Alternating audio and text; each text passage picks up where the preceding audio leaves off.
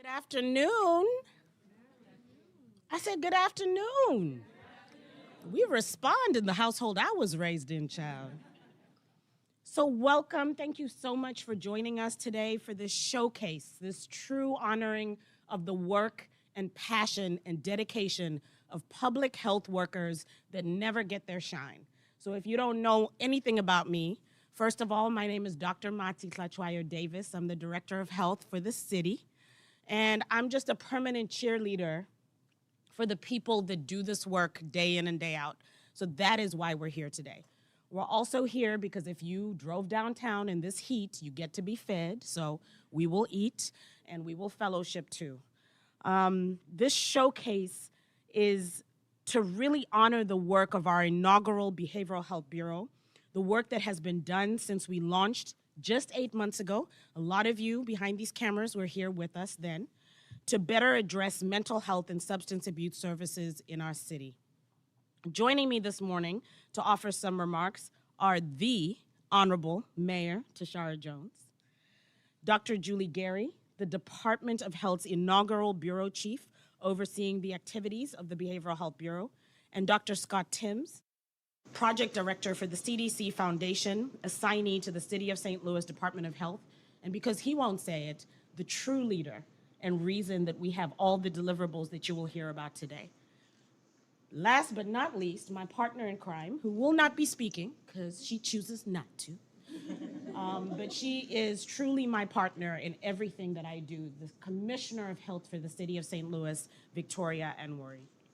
All of the speakers will make the remarks, and then we'll open it up for questions at the end.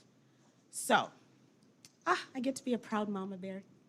Today, we launch the next phase of our Behavioral Health Bureau to begin taking the work from the past 8 months of study, of assessment, of collaboration with more than 100 stakeholders who helped to sharpen the Bureau's focus, moving us toward even more significant action and impact.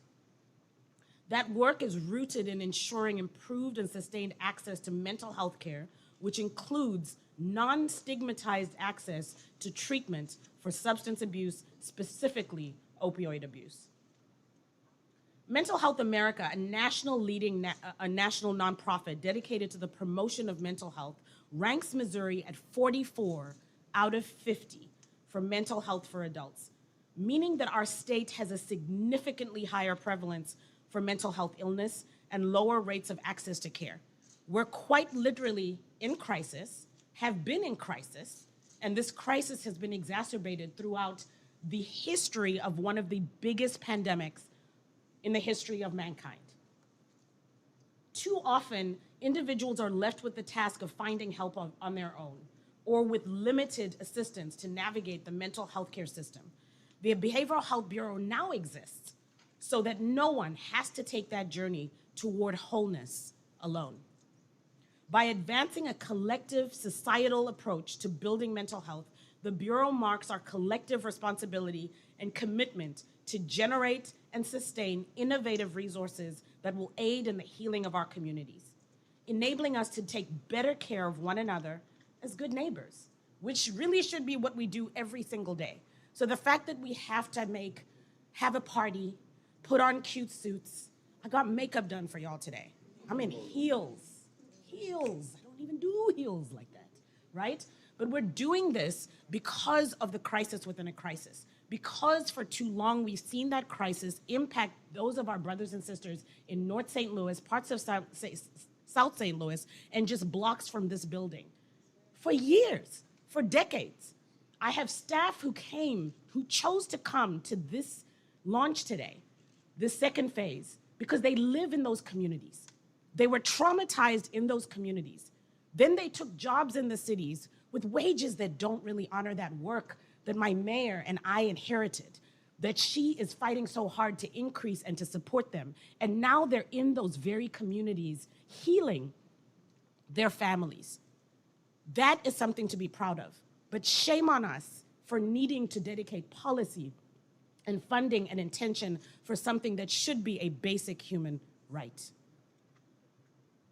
I went off key, y'all, so I've lost my place. We're just gonna flip through the notes. So The press may be wondering, why am I back here? You brought me here 8 months ago. What are we talking about? Well, we're going to talk you through a specific deliverable, bringing in a national level of experts to build a strategic plan, an implementation plan, a health equity plan, a data dashboard, and multiple other resources for the city at not one extra cent to the taxpayer of the city of St. Louis. They are leaving us now, having trained an actual bureau that never existed of people born right here in the city to now do this work in real time. So that's why you came back. We could not be where we are today without the work of this team from the CDC. Please stand. All of the members of the CDC, go ahead, stand. You knew I was going to do this, child. I don't know why you're surprised.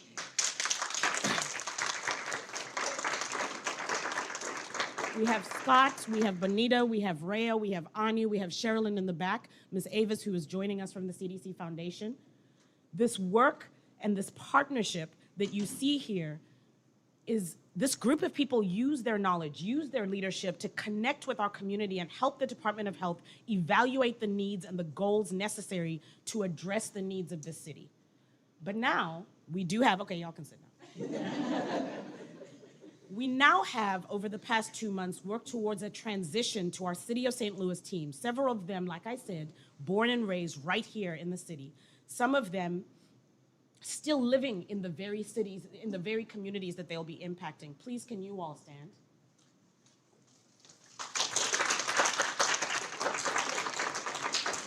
They are ready and eager and trained at the highest level by these national CDC partners of ours. I said last October when we first launched that behavioral health bureaus that behavioral health was one of the top 3 non-COVID priorities for both myself and the mayor. I am proud to have our honorable mayor by my side today as we begin the next phase to bring equitable access and resources to our city through this bureau. Her commitment to working with the Department of Health toward our goal of launching this bureau and the important work it is doing is just one of the ways that we are making St. Louis even greater. So, with that, I'd like to pass the microphone to the Honorable Mayor, Tishaura Jones.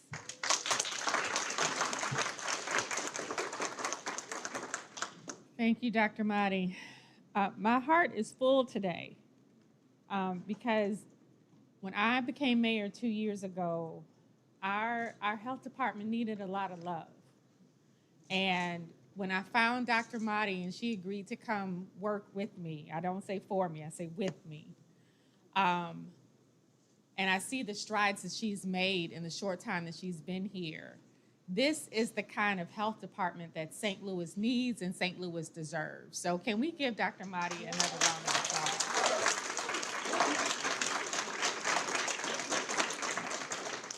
But also, as I think back to this time last year when we were awaiting approval from the Board of Aldermen to pass a budget and send it to my desk, I was eager to get it done because we boosted funding to the Department of Health to establish this bureau, knowing that there was a critical need to improve access to mental health and substance abuse.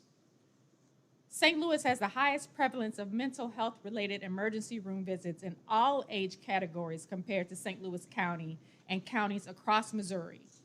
And drug overdoses are the #1 leading cause of death in Missouri among those 18 to 44. St. Louis City faces the highest per capita rate in the state. Residents across our city see firsthand in their neighborhoods the human cost of failing to invest in behavioral health care. Addiction and lack of access to mental health care are the root causes of crime, and we can work to address them before they result in a crisis, emergency room visit, or as we saw in October, worse. That's what we mean when we say crime is a public health crisis. I'm grateful to stand here and to witness a forward-thinking strategy from our Behavioral Health Bureau that will make our city safer in the long run. Promoting behavioral health awareness, effective preventive measures, early detection and treatment improves physical and community health. It makes our neighborhoods healthier and safer. We know this issue is not unique to St. Louis. This is a regional problem. And so I'm grateful to our Department of Health, under the leadership of Dr. Mati Schlachweiler Davis, for emphasizing a regional approach to public health and public safety. Thank you to Dr. Motti, Doctors Julie Gary and Scott Timms, as well as our public health and public safety partners who are committed to this work and protecting our residents and getting them the support that they need. I'm looking forward to hearing updates on your work and how we can continue to support St. Louisans in their time of need. Thank you all, and God bless.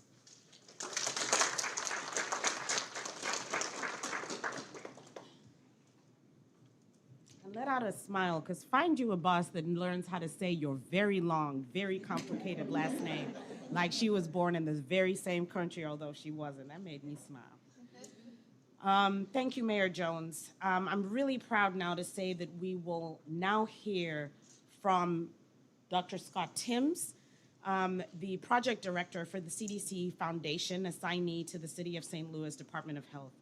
Dr. Timms led a team of public health professionals and heroes, might I add, who assisted us with laying this foundational groundwork. I got a lot of flack from just a few people about, why did you bring these people who aren't from our city into our city, and why are they here? And we know what the city needs. And people need to understand that if you're tired of the turnover that happens every time we have a new mayor, although we're not going to have a new mayor for a while, period. If you're tired of the leadership turnover that happens whenever that happens, you need to invest in foundational work. If you don't want to do another listening tour, come to another foundational meeting, then this year's work was critical. It was critical to put together a strategic plan, a foundational implementation strategy, so that long after I leave, and I'm not conceived of, which hopefully won't be for a while either, right, that this work will continue. Never again must this work be dependent on the person who is wearing these heels or standing at this podium. This work must continue because the people need it, and that is why we needed a plan that would root us in this work and allow whoever is in leadership to continue us in the right direction. I can think of no greater leader to do this. What you will not see in the presentation that Dr. Timms gives you is the amount of personal and professional barriers he had to overcome. The things that happen in HR, child, when the money goes away and it comes back in, when people attack you because they have their own baggage from years and years of disinvestment, which is valid, but how he always centers community and team and always brings things across the finish line. I have never worked with a leader like Dr. Timms, and the city was so, so incredibly fortunate to have him. Dr. Timms. I hope I can present well enough for that intro, so thank you.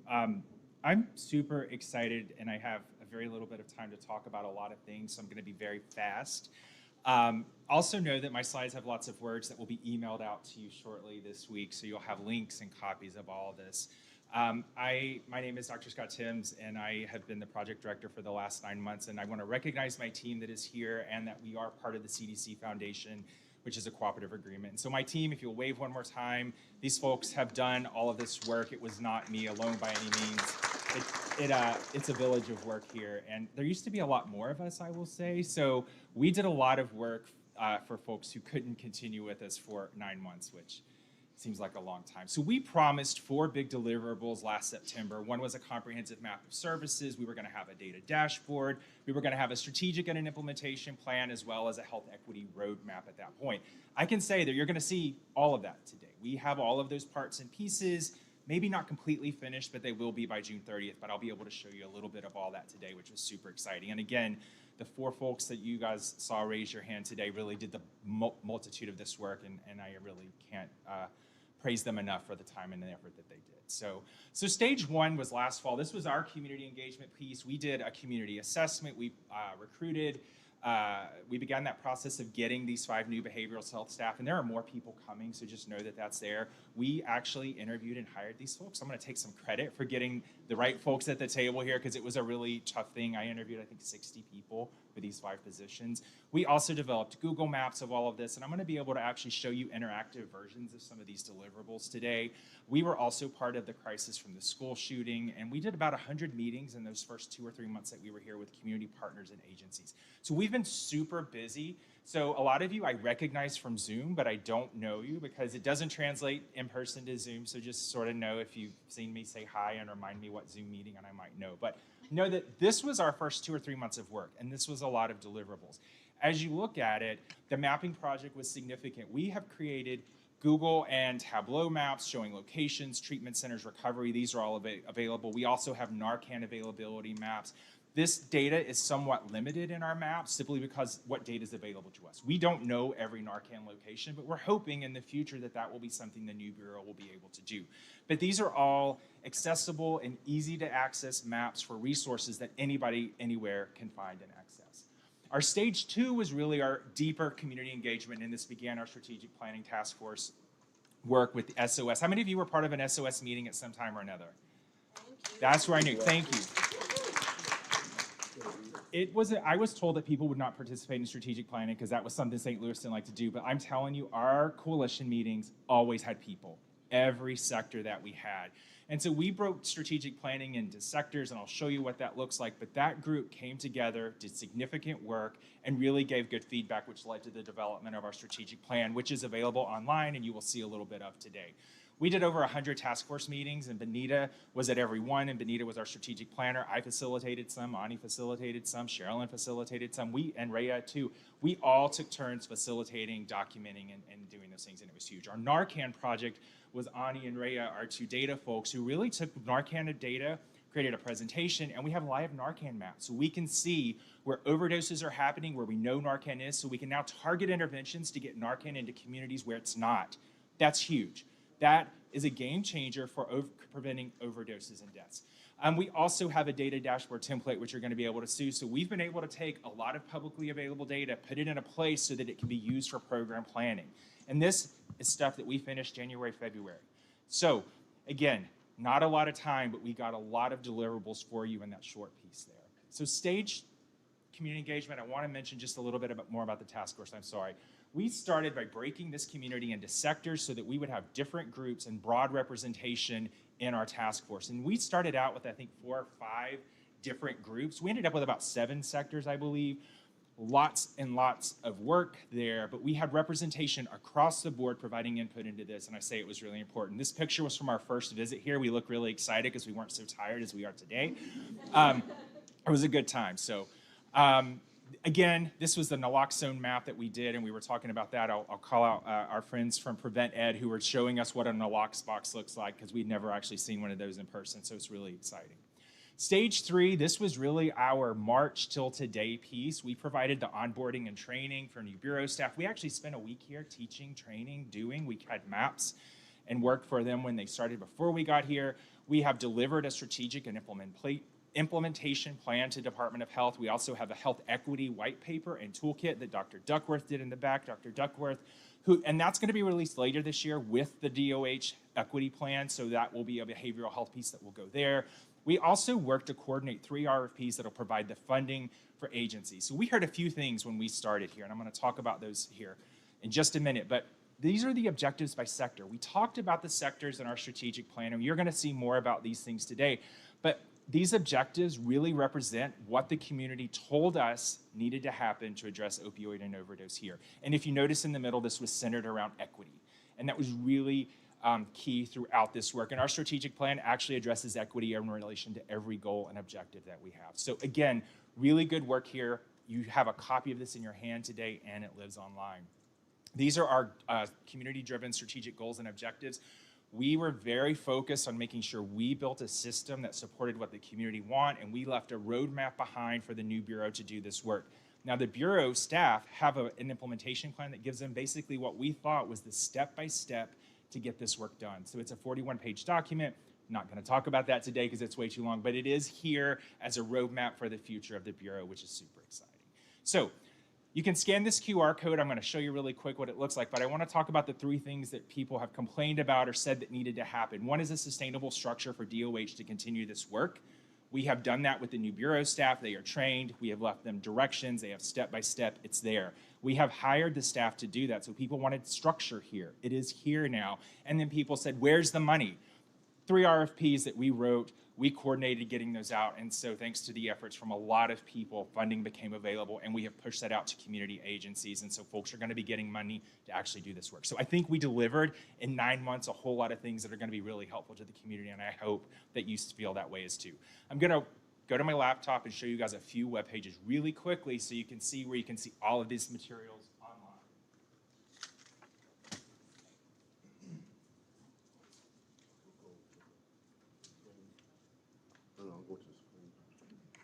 So if you scan the code, you're going to go to a page that looks like this.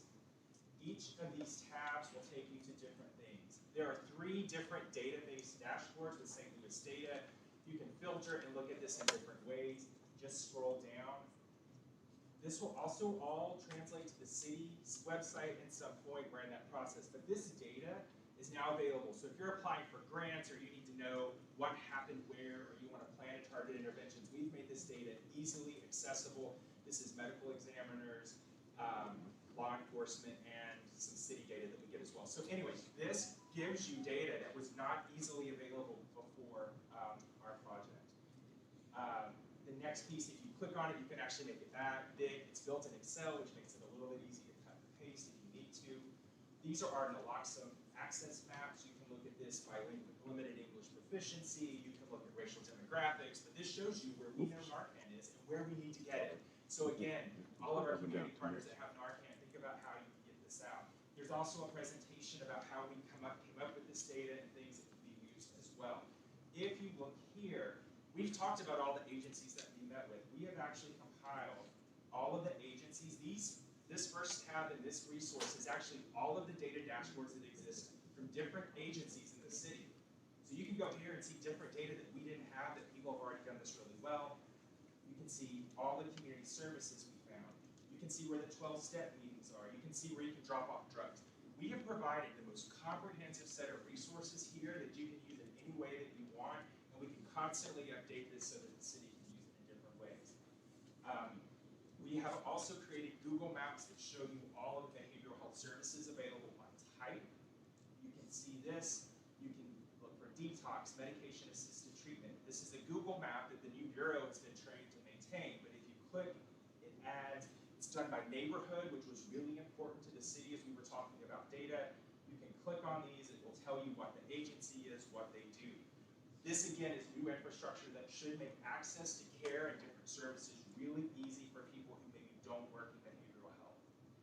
This is the strategic plan that I just previewed for you. If you click it, you can see the entire PDF, all of the pages, all of the information, all of our values, everything. It's here. We have provided this for you. It is an easy, accessible resource. I hope that you guys appreciate and are able to use this in the way that we have hoped. It's been such a privilege to work with the city of St. Louis. So I'm going to stop there because I probably went over my 7 minutes. But thank you very much.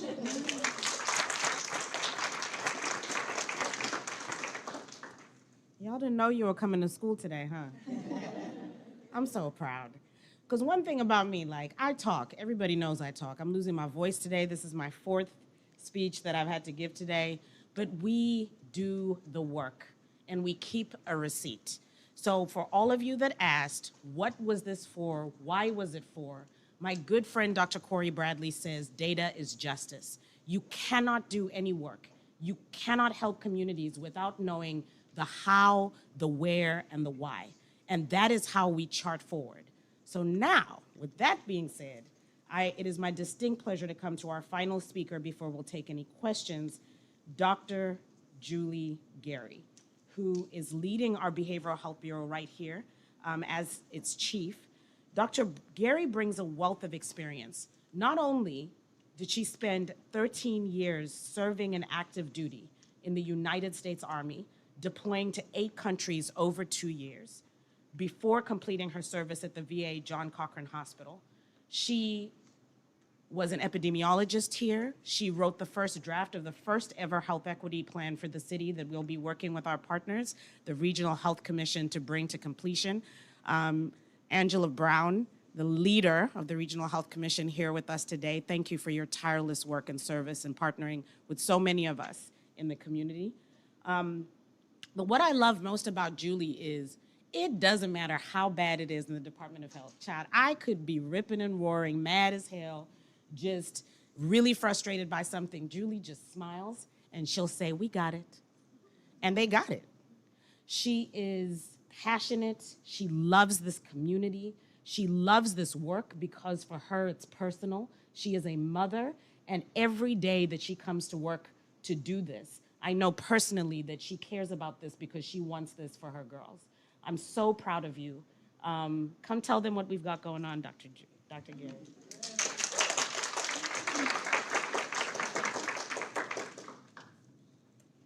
Good afternoon, Mayor Jones, Dr. Motti, most importantly, citizens of the St. Louis community. I want to thank you for this opportunity to serve you in such a critical role.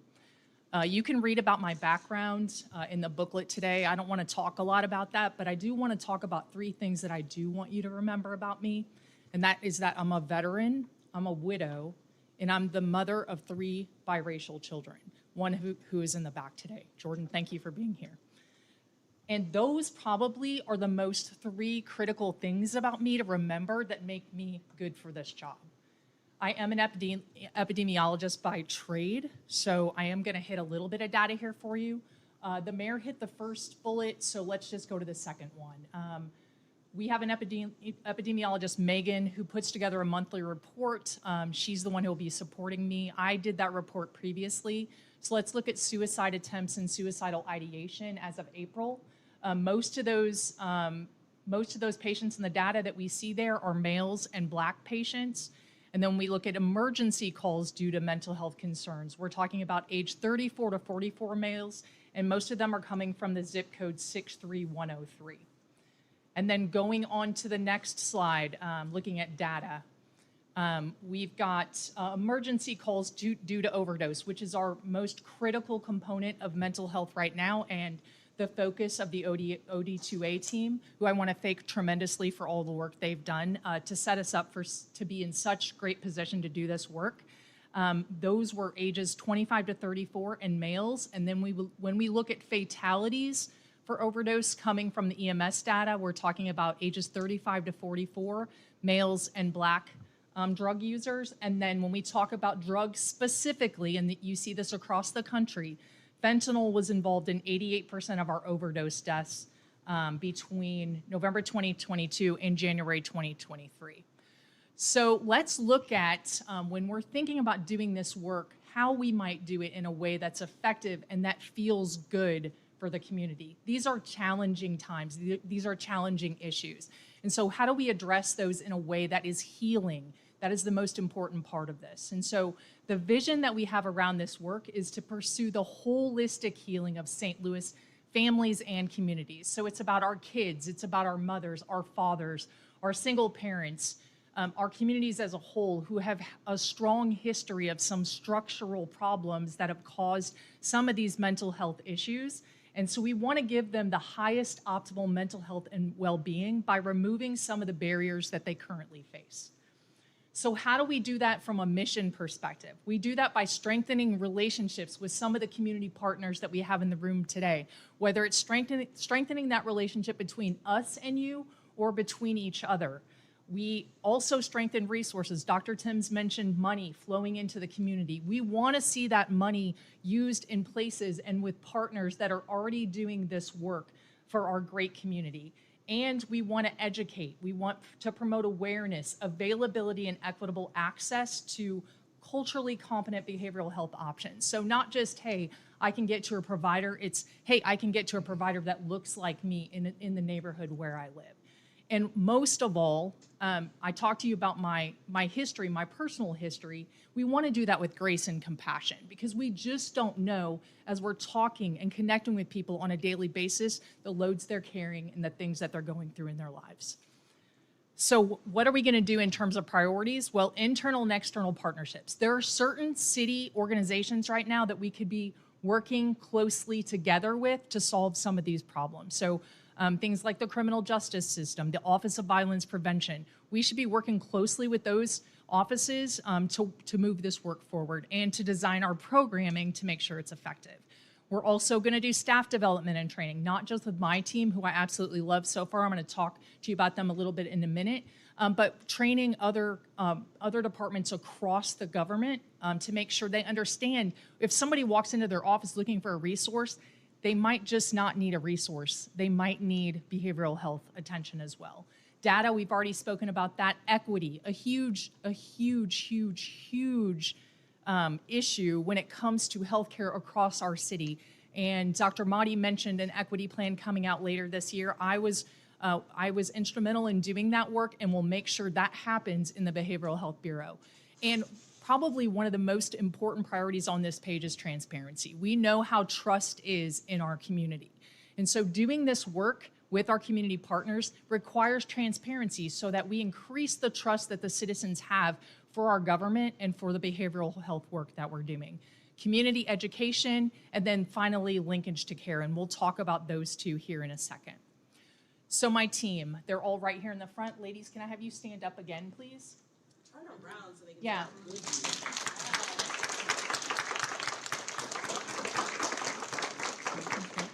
You can sit. Okay, so 3 of them came from internal positions in the health department. Tammy McNeil has a master's in social work. She's going to be doing linkage to care in our peer advisory groups. And then we have Denaro Mack. She goes by D. She's going to be doing our Narcan distribution program and community education. She's been phenomenal in just designing education pieces so far, so I want to applaud her for that. Valerie Newbern, she came from our communicable disease department. She's going to be leading us on our first community event, which is going to be Pride here coming up in a couple weeks. She's going to be working on our coalition of community partners, and then in just strengthening community partnerships in general. And then our last but not least by far is my secretary, Samaya Rocket Morgan, who was a former St. Louis public school teacher, so has a lot of experience in the community. She's going to be doing communications and community outreach. So I applaud them for their work so far. They are excited, they are compassionate, they are doing this work with grace, so really excited to kind of see where they go here in the future. All right, our initial progress, so I'm on day 27, just so you guys know, day 27, we're at a press conference. Day 27, and we've made quite a bit of progress in 27 days. So we've sent our staff through mental health first aid training. They're also going to be going to peer recovery support training here in a couple weeks. We have established our Narcan inventory. We have promotional items that we'll be giving out at events like Pride. Probably one of our biggest developments, which was had input from every one of my team members, is something that we've seen as people have called in or reached out to us. We want to make sure we can connect them to resources or community partners that answer their phone 100% of the time or 99% of the time, and that have beds available and that we can connect people to immediately. And so we developed this phone reference card to go next to our phones, and that hopefully will be across our health department and maybe further across the city. As people call in and they need resources, we have this reference card that we can look at quickly and say, hey, I'm going to connect you to here, or hey, dial this. And this will also be out on our website as well. We have a mobile outreach van. You'll see a picture of that in a moment. So we're going to be appearing out at community events. So if you have something going on and you want us out there educating and distributing Narcan, touch base with me later today, but you'll see a picture of that in a minute. Super exciting about that. We have a monthly behavioral health report, and that analysis is done with an equity lens. You saw some of those statistics on my previous data pages. And then we've done internal and external partner meetings. So things like working on the criminal justice committee, meeting with some of the community partners that are in the room, and then other tool development. So things like phone scripts, outreach cards, education cards that Dee has designed for our Narcan distribution to quickly educate people on how to use it. So that's some of our initial progress. And these are some of the things that we're going to be doing. So education and training with community partners. We're already talking with the public schools about when the school year starts, what kind of education they're looking for. Scott mentioned our RFP process. We have some applications that just came in, so we'll be reviewing those for funding. We'll be doing Narcan distribution at all those community events. Valerie will be coordinating that coalition, and so we'll be reaching out to community partners who have participated in meetings so far or others that now want to participate, so that we can be efficient with our resources and our time to address some of these issues that we're seeing in our community. The mobile outreach van, you see a picture of it on the top there. It now is wrapped in a City of St. Louis logo. So we'll be out at community events, kind of representing healing, talking to people about the things that they need where they live and work. And we'll also be hiring and training additional staff. So we have a team of 5 right now. We have 5 more positions open. So if you're interested in working with us or know somebody looking for a job in behavioral health, I'd love to talk to you about where they might fit best. So that's it for my part of the presentation. I'll open it back up to Dr. Mahdi.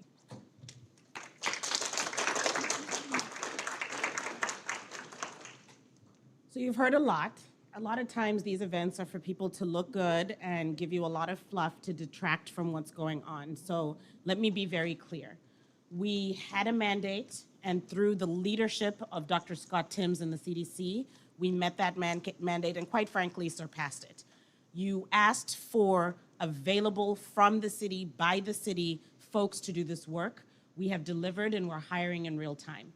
We know the deficits that the city has. Right? We know that we're not the county. We don't have the budget. We don't have as much clinical services, but we are quite realistically filling in real time gaps that don't exist in our city. We will be bringing healthcare to your doorsteps, literally.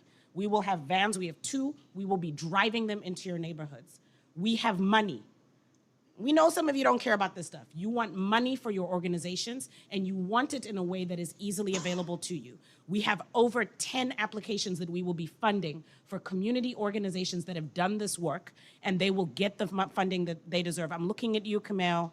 I'm looking at you right now, girl. You have done this from your basement. You have built recovery homes across the city of St. Louis with no funding.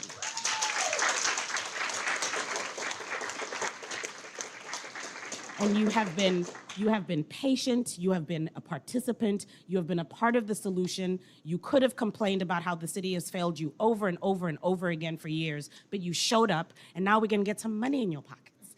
So we are bringing money to the community. So I will stop there and happy to take any questions at this time. Real quickly, if we can limit our questions to about the Behavioral Health Bureau's announcement today, we would appreciate that. And we really only have about 5 or so minutes for questions. And it's open to all questions. I'll go ahead, Kelly, this Fox News. Can you talk about how important it is to have, well, we talked about it already, but how important it is that the public knows that these services are now available? It's so important. I was frustrated along with the public when they kept saying, you announced this bureau, but where do I call? Who is gonna come if I need help? And boy, did I understand that frustration, but we needed this time to build a sound house, right? I could have easily made this flashy and hired people quickly without a sound foundation, without a really good plan, and without the trust of our community partners. We've never filled a room like this. These people came on a Tuesday during the week. They all have meetings. There's a bunch of CEOs and really fancy people in here, child. Okay, but they came because they joined us in this journey. They joined us in this work, and they believe in this work. They want to work with us. That means more than me putting someone on the phone in August of last year without a sound plan. But I'm most proud, that's why we're back, for the community to really understand now there's a number you call. Now Samaya answers, and Samaya is trained, and Samaya has a 4-page resource list to link you. And Samaya has behind her the might of 100 organizations that have been meeting with us consistently for the past 6 months. That's a powerful plan. That's a plan that moves things forward. It was hard for me to localize what the problem was, because the more I met with community leaders, the more I was like, there's so many good leaders in the community that are doing amazing work. So why aren't we moving the needle forward? And what it is that there's so many, but they're in silos. They're in silos, they're in silos. And they're also overwhelmed. They don't have the capacity to collaborate in a way that's sustainable. So that's the gap that my department and my position must fill. We must be the coordinator. So to show you in real time that we've been able to sustainably have people 100 organizations meet consistently, That shows a more coordinated approach. And it's not gonna change the metrics immediately. It's not. I had to, you can tell, Chad, I'm a type A personality, plus, my husband will tell you, right? So I want to see things move quick. I want to fix things for people quick. That's my passion. That's who I am at my core. This type of work, I move the needle. But the more the needle moves, and the more the needle moves, the more we help people. So St. Louis, you have a number you can call. You have help. We will help to coordinate. Give us time to grow. But there are real resources in real time available now. Does that answer the question? Okay.